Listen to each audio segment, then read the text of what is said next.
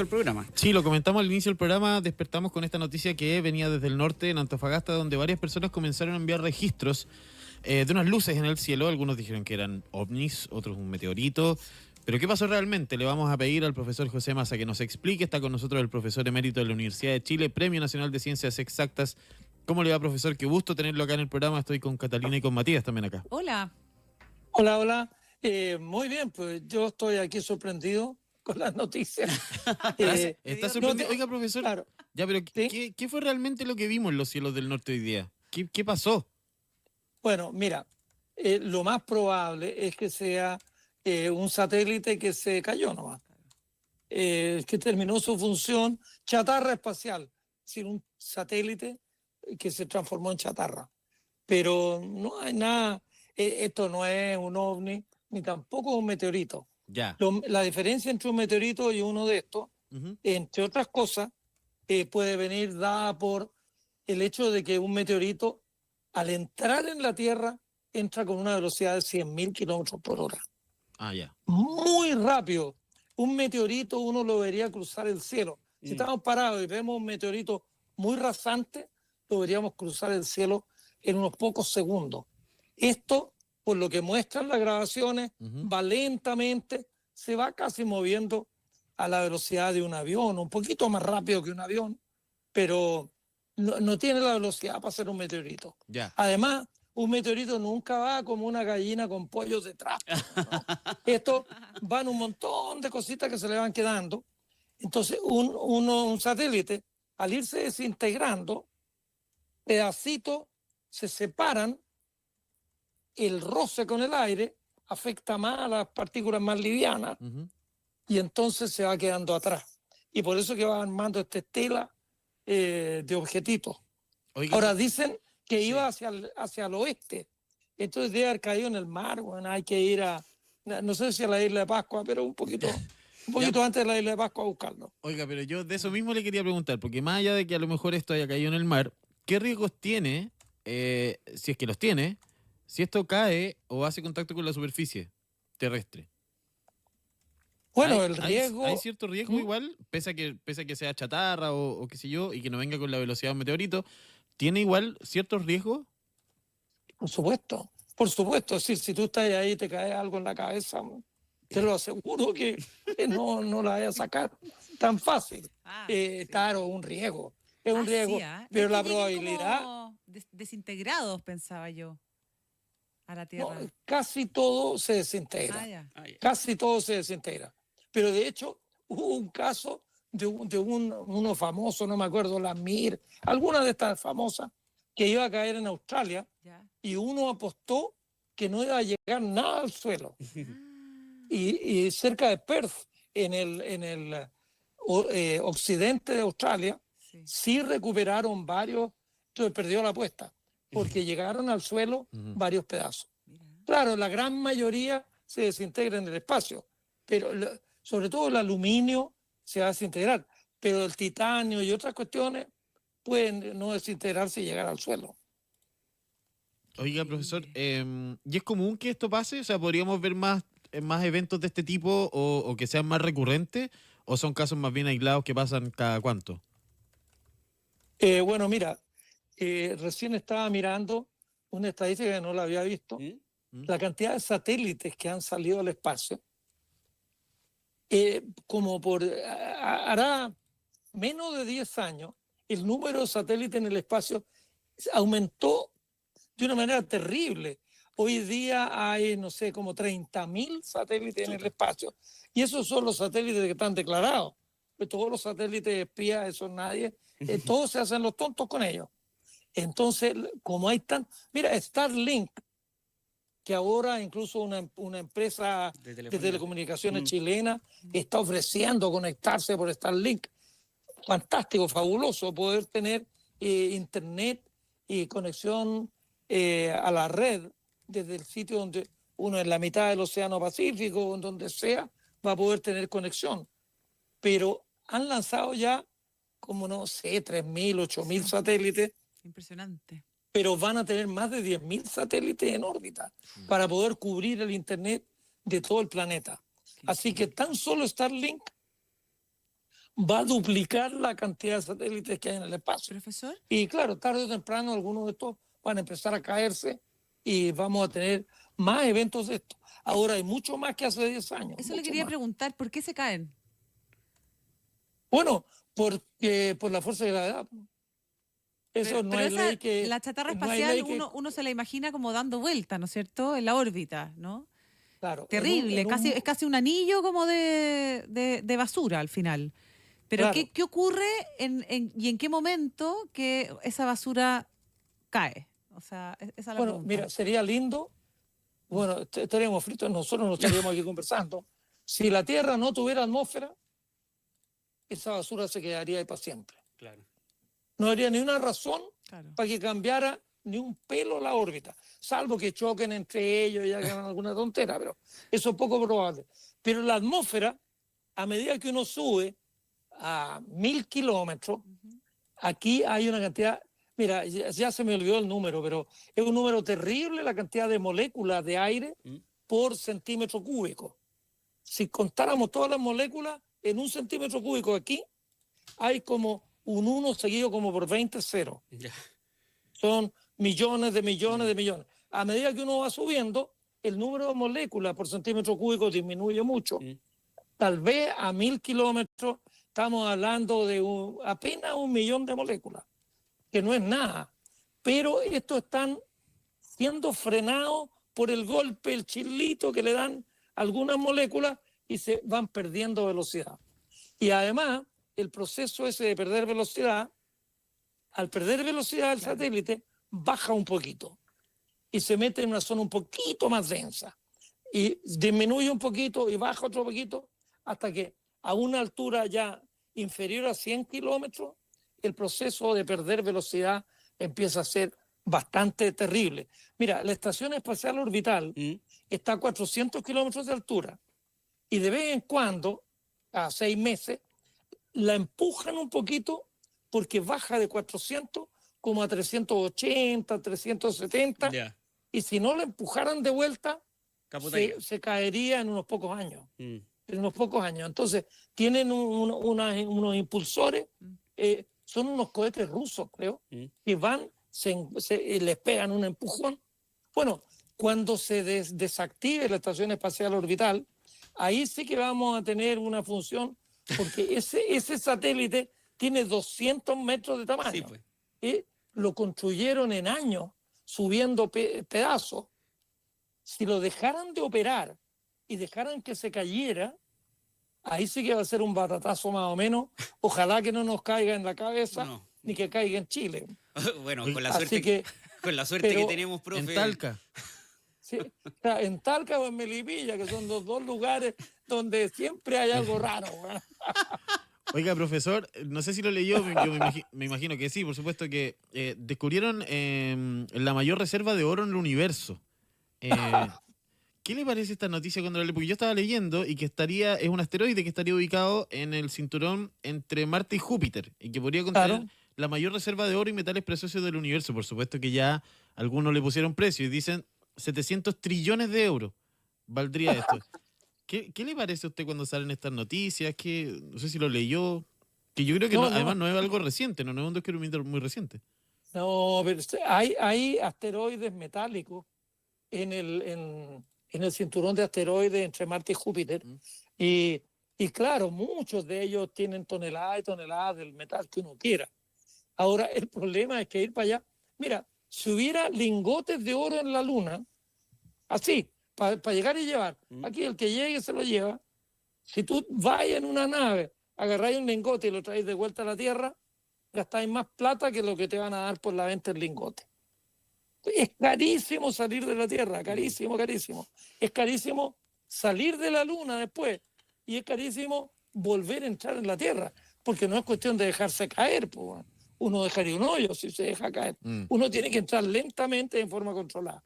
Entonces, hacer minería en el espacio, yo creo que en el futuro, te chuteo la pelota para 1000 años más, 5000 años más, el ser humano va a hacer minería en esos cosas, para sacar algunas cuestiones muy especiales, sobre todo, por ejemplo, si la colonización de Marte va, llevar cosas de la Tierra a Marte es muy caro. Pero si vamos a un asteroide y en el asteroide hacemos minería y sacamos metales, llevar de ahí los metales a Marte sería mucho más barato. Porque no tendría que... Es decir, la salida del asteroide sería re fácil y la entrada en Marte no es tan complicada. Entonces, lo mismo en la Luna. El hombre va a ir a hacer minería en la Luna. En la Luna hay como 10 veces más titanio que el que hay en las rocas de la Tierra. Fantástico. El titanio es un metal bien valioso. Pero si necesitamos titanio en Marte, yo creo que sería mejor sacar titanio de la Luna y llevarlo a Marte que sacar titanio de la Tierra y llevarlo a Marte. Porque la Tierra es un hoyo bastante profundo y hay que salir, hay que tener una velocidad de casi 40.000 kilómetros por hora. Y acelerar a 40.000 kilómetros por hora requiere mucha energía. En cambio, la Luna uno pesa 6 veces menos. Una tonelada de algo acá en la Luna pesaría... Claro, sería mucho más fácil el traslado. 160 kilos en vez de 1.000 y sería mucho más fácil sacarlo. Oiga, profesor, a propósito que mencionamos a la NASA, hay muchos trabajadores que están firmando una carta de protesta en contra de Donald Trump. A propósito de esto de los recortes que está haciendo el presidente de Estados Unidos en ciencia y en algunas otras áreas, ¿no? Y en este caso además en la NASA. ¿Qué le parecen a usted estos personajes como Donald Trump, como Elon Musk, por ejemplo, que con tanto poder tienen, por ejemplo, la capacidad de afectar a la ciencia? Bueno, yo lo encuentro muy terrible porque Estados Unidos podría estar orgulloso de muchas cosas. Una lista larga. Pero en uno de los primeros lugares, yo hubiera puesto siempre tener las mejores universidades del mundo. Harvard, Princeton, el MIT, Caltech, la Universidad de Yale, las mejores universidades del mundo. De las 10 mejores, 7 son norteamericanas. Y sin embargo, el presidente Trump, en un acto que yo no lo puedo entender, y él quiere regular el programa de estudio de las universidades y si no hace lo que él quiere, le está quitando fondos y hay muchos investigadores que se están yendo de Estados Unidos. Entonces, una de las joyas de la corona del presidente de Estados Unidos, era la Universidad de Harvard. Y él está atacando lo más preciado. Un país que mate sus universidades tiene una muerte anunciada. Yo por lo menos siempre digo, Chile, si quiere ser un país desarrollado, lo primero es que tiene que tener universidades entre las mejores del mundo, para tener profesionales entre los mejores del mundo, para poder hacer cosas mejores. Si tenemos profesionales mediocres, ¿cómo vamos a ser un país que compita con Suiza si tenemos universidades mediocres? No puede ser. En la educación, en Chile, oye, yo no me canso de decirlo, aunque a algunos esta es una verdad incómoda. El 40 y tanto % de la gente en Chile no entiende lo que lee. Y el 40 y tanto % de la gente en Chile, en una cuestión que hicieron la gente de la OCDE, dijo, la OCDE dice que no son capaces de hacer una operación aritmética simple. Yo voy a comprar 3 sandías y valen tanto. ¿Cuánto me cuestan 8 sandías? Ahí el 40% de la población en Chile no es capaz de usar aritmética. Pero ¿cómo vamos a llegar a ser un país desarrollado si no sabemos ni leer ni sabemos aritmética? Entonces tenemos que invertir mucho en educación preescolar. Ahí están los cimientos de todo. Y de ahí para arriba. Hoy en investigación y desarrollo, nosotros invertimos el 0,35% del PIB. Corea del Sur invierte el 5% del PIB. El 5%. Los países de la OCDE invierten en promedio el 2,4%. 6 veces más que nosotros. Estoy invirtiendo. Nosotros somos el último país de la OCDE. Bueno. Entonces hay 2 posibilidades. Una, que sería la del chileno de corazón. Están todos equivocados. Nosotros somos los únicos que tenemos razón. Claro, el chauvinismo. Están todos pifiados. Mira, Israel, que no es una taza de leche y que tiene bastantes puntos que podríamos criticar, invierte más del 5% del PIB en investigación y desarrollo. Y los descubrimientos que han hecho en medicina, en ingeniería, en inteligencia artificial, son enormes, porque Israel entiende que si no tiene universidades top y gente top, va a ser un país que no va a estar en la primera plana. Oiga, Chile tiene la posibilidad de ser un país relevante en 50 años más si no educamos a la gente y si no tenemos grandes investigadores. oiga, profe, Es una opción. y a propósito de quienes tienen que muchas veces impulsar este tipo de iniciativas en Chile, esta semana hubo cambio de ministro de Ciencias, pues salió Aysén Echeverry, entró sí. Aldo Valle. No sé si la gestión de Aysén Echeverry usted se hizo una opinión formada o si también tiene alguna opinión respecto a la llegada de Aldo Valle al Ministerio de Ciencias. Uy, me la pusiste difícil. Así porque soy en yo, realidad, así soy yo. ya, Buena ya, pregunta. ya, a ver si yo te hago una pregunta a ti. Al final, eso, me haga una pregunta de Bueno, está aritmética. bueno. No, mira, estuve leyendo en el diario hoy día, es mala señal que este sea el cuarto ministro de Ciencia. Mm. Los ministros de Ciencia han durado menos que un paquete de cabritas. Po. Ahora, yo personalmente, yo conozco a Aldo Valle y me parece que tiene las competencias para ser ministro de Ciencia, salvo el hecho que a mí me gustan los ministros de Ciencia que sepan ciencia, y él no sabe ciencia. La Aysén era abogado. Entonces, si ponemos un abogado de ministro de Ciencia, bueno, pongamos un científico de ministro de Justicia. ¿Te fijas? No, pues no tiene nada que ver. El ministro de Ciencia debería ser una persona que realmente sepa ciencia. Y no ha sido el caso. Bueno, el primero sí lo era. El primer ministro de Ciencia del presidente Boric sí es un científico interesante. Y no tengo idea por qué lo cambiaron. No tengo idea. Pero yo lamento porque el primer ministro sí tenía las competencias.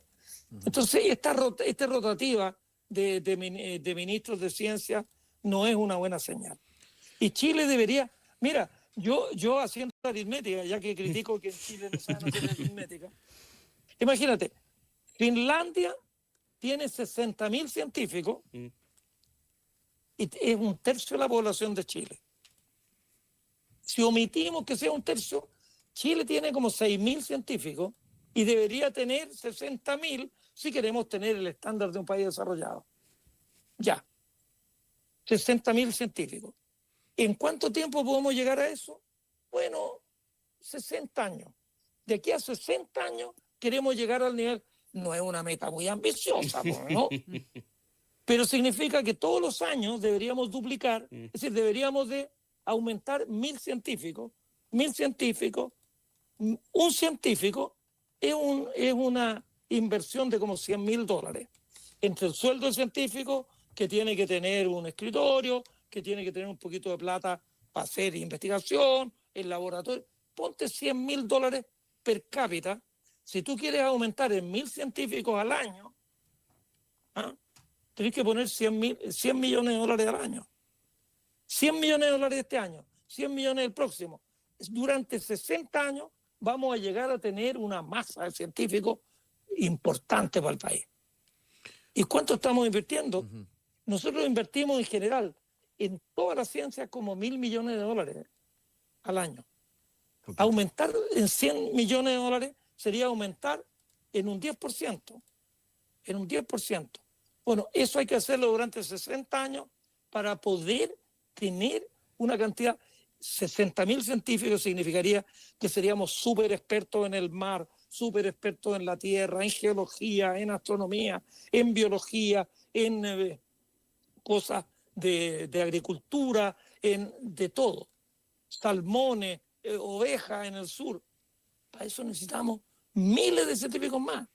Oiga, profesor. Pero ¿quién quiere poner 100 millones de dólares al año? Claro, pues para ir aumentando? Porque uno no puede, es decir, aunque hablara con Tío Rico MacPato, no podía aumentar en 10.000 científicos para el año que viene. ¿Dónde los metís? ¿Cómo? Bueno, 1.000 científicos distribuidos de Arica a Punta Arenas, en las 50 universidades que hay, es un pichintón. Mira, 50 universidades para recibir a 1.000 científicos, también son 20 científicos, si no estoy mal, per cápita. Oiga, profesor Eh, Massa, antes que dime. antes que se nos acabe el tiempo y aprovechando que estamos con usted y que usted siempre tiene una mirada muy interesante respecto de lo que está pasando en nuestro país también, estamos en un año que es bien particular, po. Sí. Tenemos elección presidencial a fin de año. ¿Cómo está mirando usted ese debate con los candidatos que hay? ¿Le preocupa? ¿Qué mirada tiene usted?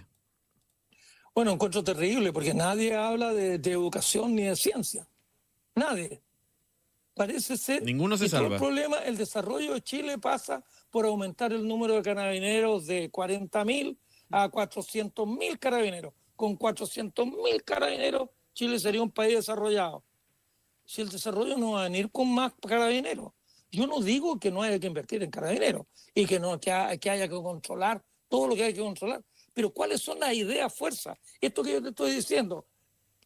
Si un candidato me plantea que quiere llegar a tener el nivel de Finlandia en 60 años más, yo le diría, oye, ¿por qué no tratamos en 30? Bueno, hagámoslo el doble más rápido, porque yo en 60 años más no voy a estar acá, pues, ni ustedes que son jóvenes. A lo mejor van a estar acá en 60 años más. 60 años me parece mucho, pero por lo menos que hubiera un plan, que hubiera un plan. ¿Cómo vamos a mejorar la educación? Una de las grandes falencias, y que me perdonen algunos de mis amigos, pero este gobierno llegó a estar donde está porque levantó la bandera de la educación, de la educación, de la educación, de la educación. ¿Qué ve uno que haya hecho este gobierno de educación? Voy a encoger los dedos para que no parezca que es un tregua. Hay Nada, redondito. Claro. ¿Dónde está el crecimiento en la educación? ¿Dónde se está mejorando? Mira, yo estudié en el IMBA que era el mejor colegio de Chile hace 60 años, con el Instituto Nacional. El instituto y el internado eran los dos. ¿Dónde está? Mira, el internado me lo mataron hace ya como 20 años, pero el instituto lo mataron en los últimos 10 años, de ser de los mejores 5 a estar en lugar 200. Entonces, en educación, realmente todo lo que uno quisiera, hoy día está peor. pero para eso hay que liceo de tener una política de aplicación, Estado, profesor, ¿o no? Pensar quizás en algo como más de largo aliento y no cambiar cada 4 años de mirada, ¿no? Ideológica.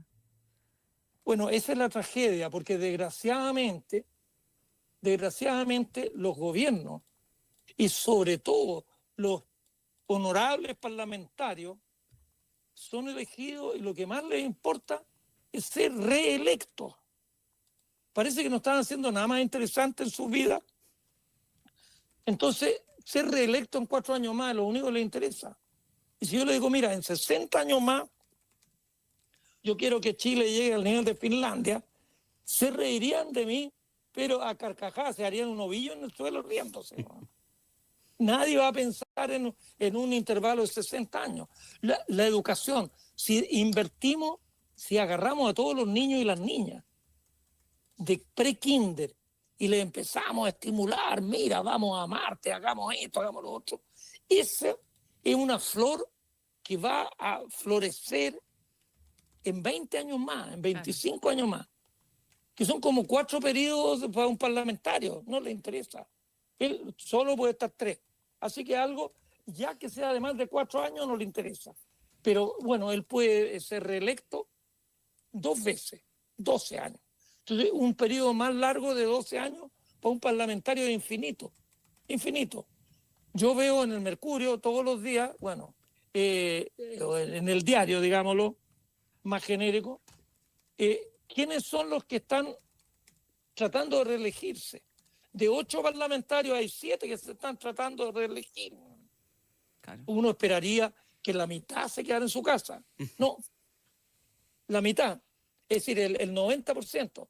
Y uno porque no sé qué, porque ya no puede. Los que no van a la reelección es porque ya completaron 3 periodos. Y entonces procuran ir como senador porque ya completaron 3 periodos de diputado. Entonces yo creo que los incumbentes, como llaman, están pensando en sí mismos y no están pensando en el país. Yo estoy muy decepcionado, un poco tirándome a la piscina. Todos los actuales que están corriendo para ser presidente. No les he escuchado nada hablar de educación en serio. No que me digan, sí, es que es importante y vamos a ver. No, ¿qué van a hacer en educación preescolar, en educación básica, en educación media, en mejorar las universidades, en mejorar la investigación? Un país sin pensar, un país que no tiene futuro. Y lo triste, yo me voy a ir de este país en 10 años más, bueno, o menos. Uno nunca sabe cuándo llega el barco que no tiene retorno. Pero si Chile no se ayorna con inteligencia artificial en el siglo XXI, la mitad de los países o el 70% de los países van a ser irrelevantes. Es decir, tenemos la oportunidad de no hacer nada y pasar a ser un país irrelevante. Sí, po. A mí, la verdad es que me da un poquitito de lata, porque yo creo que la inteligencia está muy bien distribuida. Y en Chile hay mucha gente talentosa. Y hay gente talentosa de Arica a Punta Arenas, en todas partes. Pero no las estamos usando. Profesor Massa, como siempre, un gusto tenerlo con nosotros. José Massa, profesor emérito de la Universidad de Chile, Premio Nacional de Ciencias Exactas, conversando una vez más con nosotros. Un abrazo, profesor, que esté muy bien. Chao, profe, cuídese. Chao,